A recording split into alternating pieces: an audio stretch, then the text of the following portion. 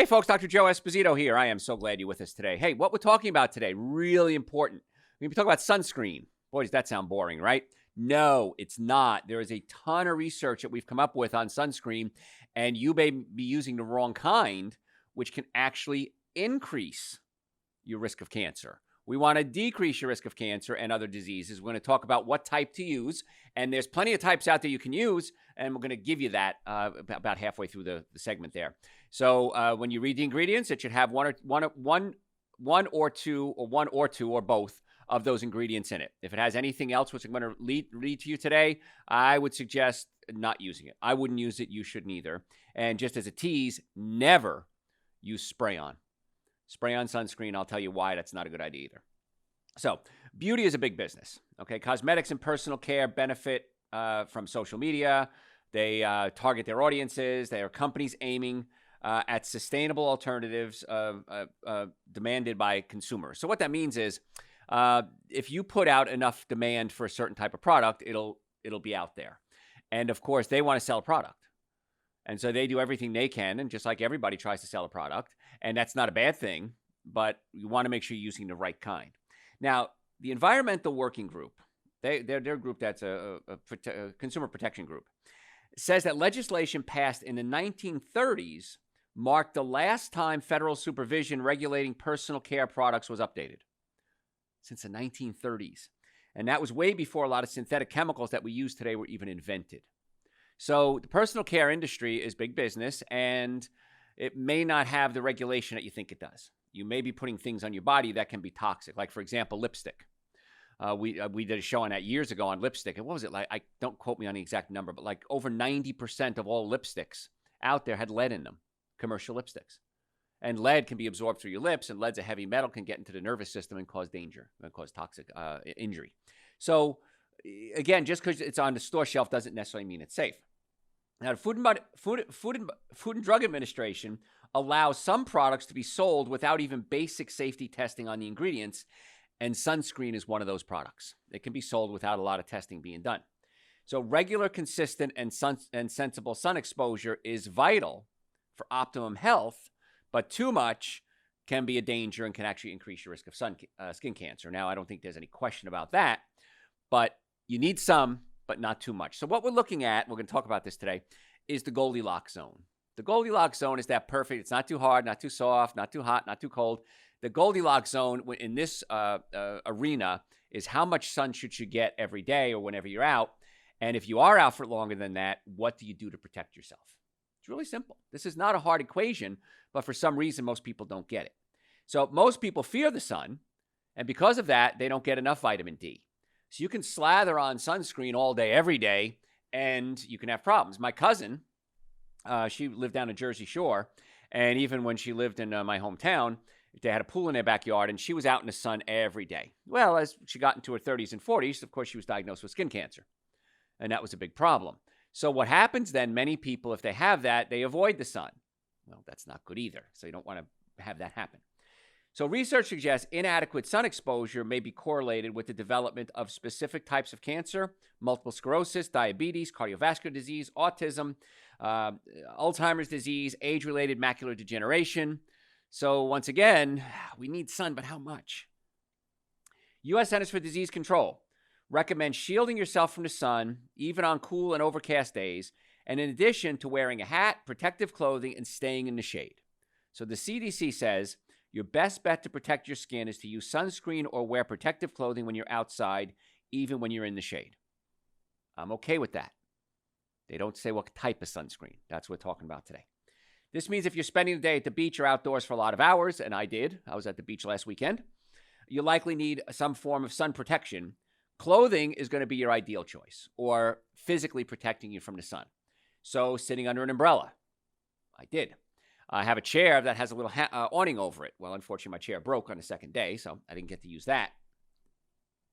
And a lot of people opt for sunscreen. So I walk along the beach and I see these people laying in the sun, and they have sunscreen on. And of course, my big question was, what kind?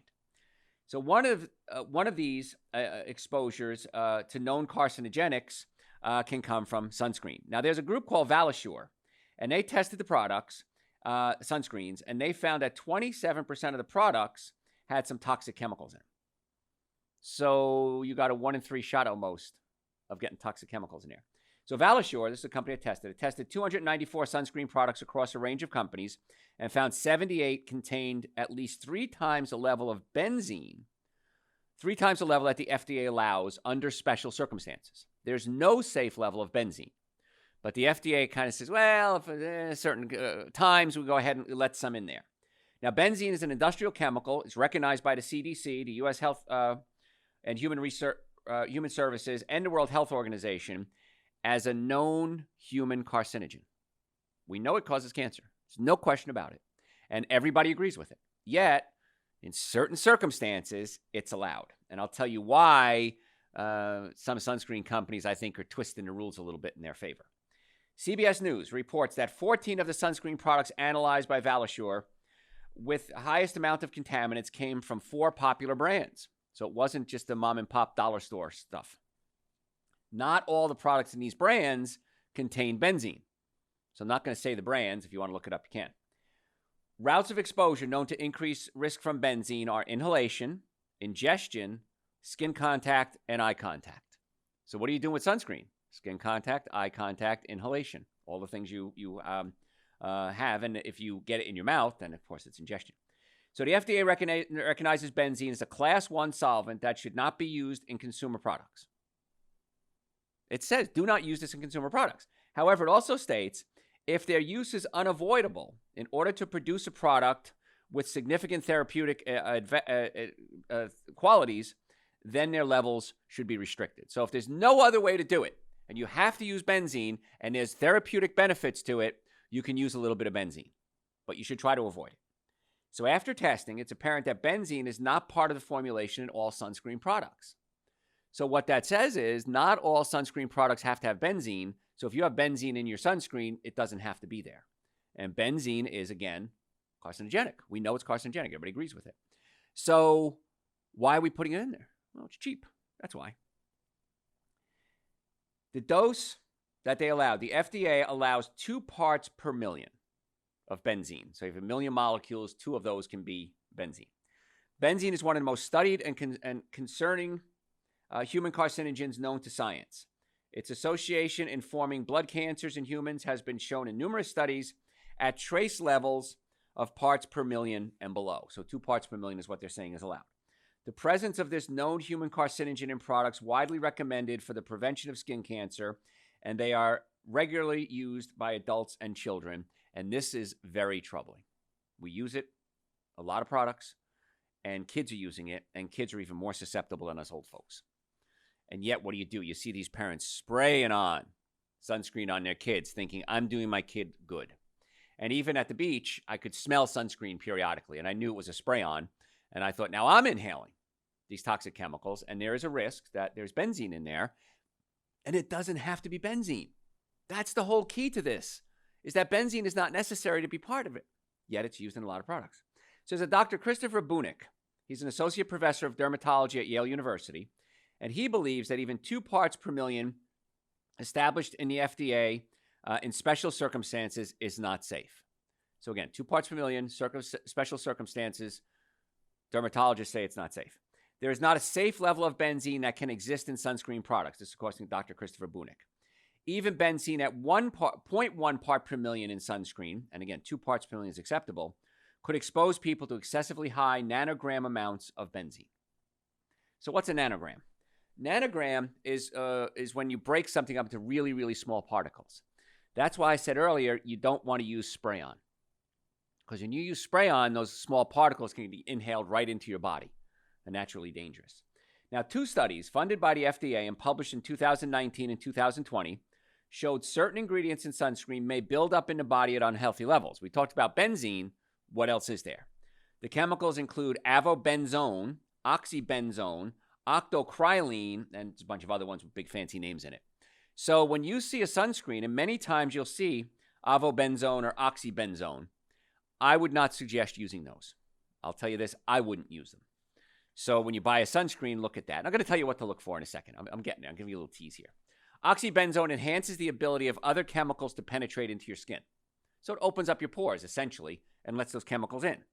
This includes anything on your skin, including herbicides, pesticides, insect repellent. So if you spray yourself with bug spray, has oxybenzone in it, guess what? That bug spray can be absorbed into the body. In one study published in 2004, oxybenzone was among other chemicals that significantly increased the absorption of one herbicide called 2,4-D, which is a significant concern among agricultural workers. So if you're in your garden and you're spraying on the sunscreen, and then you have herbicides or weed killers that you're spraying, guess what? It can get into the body. Again, there are safe sunscreens out there. A lot of them. I'm going to tell you what they are. Mounting research demonstrates oxybenzone is dangerous, but the FDA is waiting for yet another study to demonstrate clear evidence of harm before taking action to protect the public. So we have these chemicals. We know they're toxic. We're putting them in our bodies, and nobody knows how bad it is. And so now we don't know what's going to happen. Now, here's the thing. My approach to healthcare is this. If there's an alternative, and that alternative is safer, use that alternative. So, for example, surgery. Surgery, I'm not against surgery. I've had surgery. I'm not against surgery. But if there's an alternative to the surgery, why don't you do that? And that's where things like chiropractic care steps in. Chiropractic care, most effective, least expensive treatment for back pain. In most cases, not every one. Many times, you need surgery. And when patients come in our office, we'll do examinations, we'll do x-rays, maybe we'll order an MRI. We'll sit down with my team of doctors, chiropractors. We have a medical doctor on staff as well. I'll call my friends who are orthopedic surgeons, neurosurgeons, neurologists, and I'll say, okay, what do we do with this case? Let's look at this case and let's see what's going to be the best treatment for it. Well, you know what? Let's try chiropractic care as a starting point. Let's do maybe 10, 15 treatment. Let's see how we do. If we need to, we can then maybe do some injections to bring down the pain. We can do trigger points to get the muscles to come out of spasms. We can do things like PRP. PRP, platelet-rich plasma. We take your blood, spin it down, take out the platelets, and re-inject it back into the body. And that can stimulate new growth. It can stimulate or attract stem cells, your own body's stem cells, to start generating new cells in the area. Does it work on everybody? No, it doesn't. Is it a great alternative? I think so. Had a case in just the other day, and her knee is about halfway worn out. She already had one knee replacement. Her knee's about halfway worn out on the other side. I said, you really would consider, if it was me, consider chiropractic care to put the knee back in place, PRP to start to regenerate, and then a nutrition protocol to give your body the nutrients that it needs to heal the best it can. She said, I had no idea there was any other alternative except surgery, because I was never told there was an alternative to surgery. I said, let's try it. If it doesn't work, you could always have surgery. I'm not against surgery, but let's try to do everything we can before we cut you open. So once again, I kind of relate this back to sunscreen, that there are alternatives that you can use that work just as well.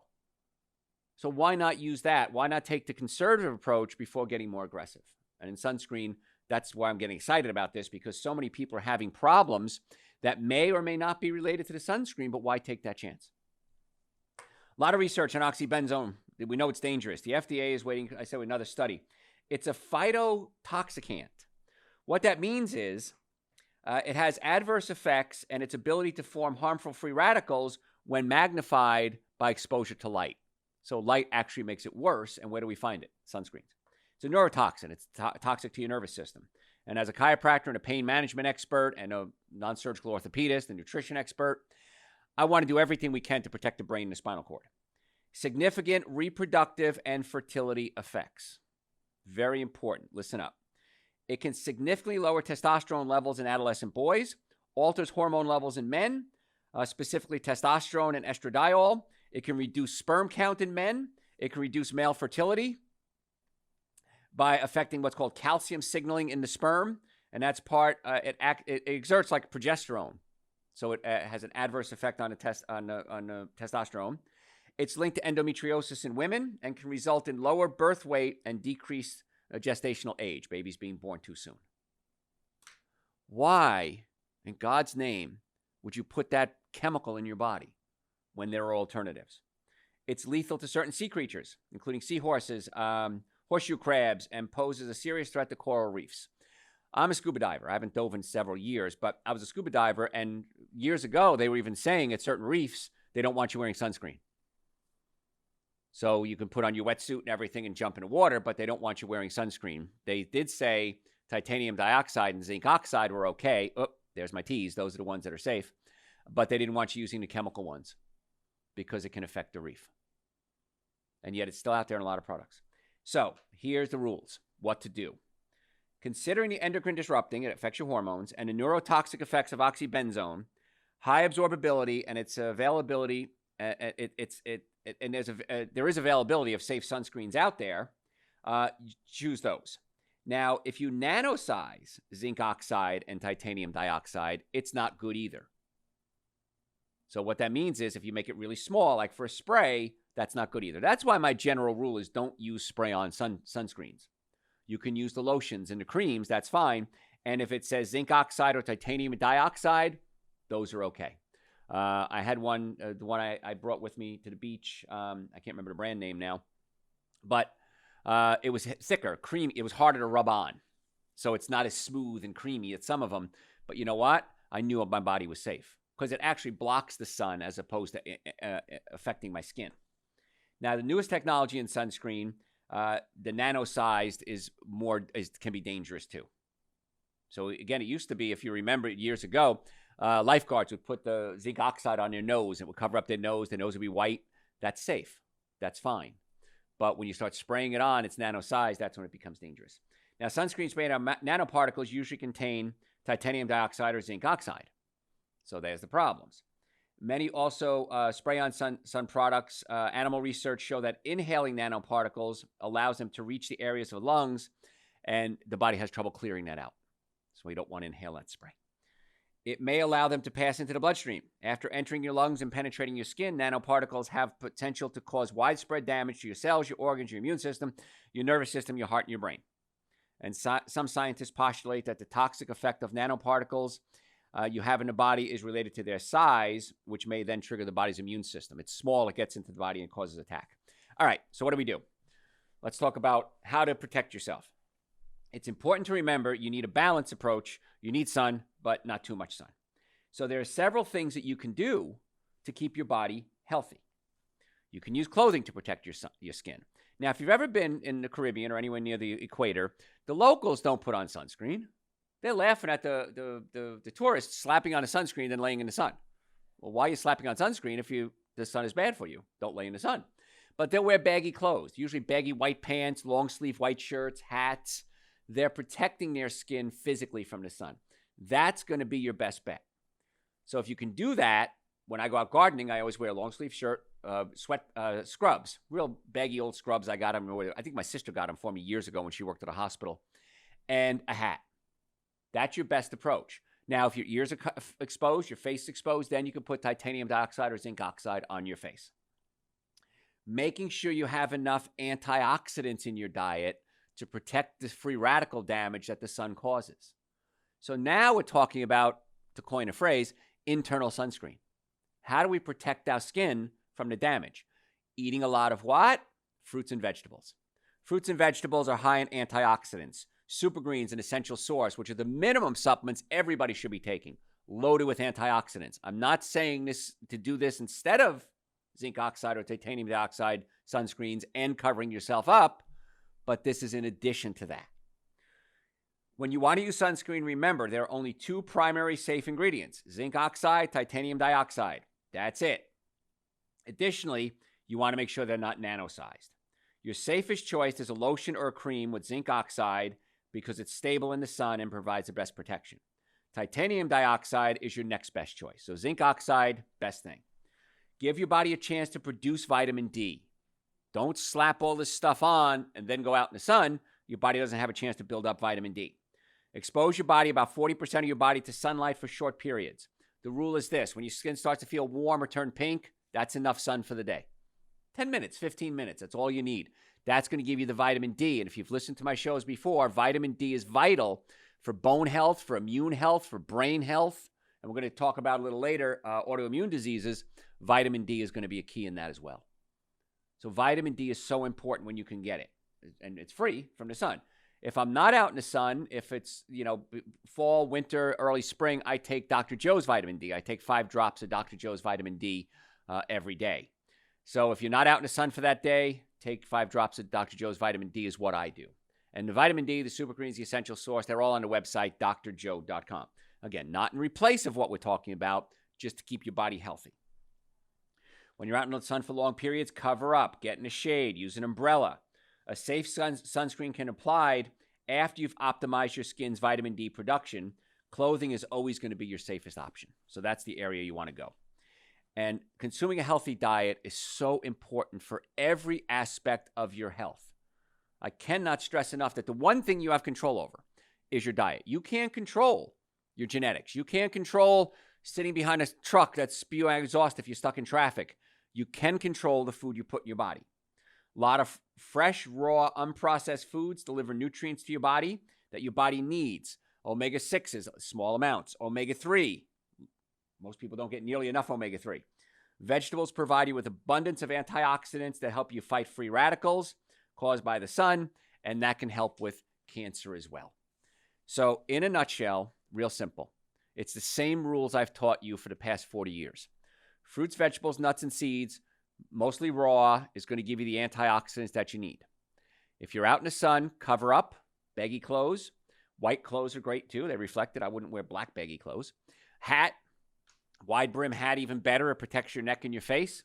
Zinc oxide, titanium dioxide, great sunscreens. That's really should be the main ingredients, and that should be it. If you see benzone or oxys in there, I would stay away from those. If you see those words, I would try to stay away from them. And then making sure that your body is as healthy as it can possibly be is going to protect you. I remember when I was young going down to Jersey Shore, and my one friend Kevin wanted to get a tan fast, so he would put baby oil on and then lay in the sun. That's like putting a magnifying glass on. And he was blonde hair, fair-skinned, and his skin would just peel.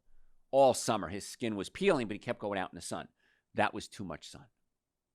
So I want you out in the sun. I want you having activity. I love going to the beach. I love playing in the ocean. I love getting bounced around by waves. I have a good time with that. That's one of my favorite exercises, actually, because it also increases your ability for the body to balance. It puts a lot of neurological stimulation up into the brain. And as a chiropractor, and I try to get your body working the best it can, I'm always looking for things to do that are fun, but also going to be good for the brain. So if you have damage chemically, you want to make sure you try to fix it the best you can. If you have physical damage, if you have neck pain, back pain, shoulder pain, numbness, tingling, headaches, car accident injuries, come see us. We have offices in Marietta, Duluth, Stockbridge, and West Cobb. Between our offices, we're open 5 days a week. We close for Saturdays, by the way. In the summer, we'll be open again in the fall.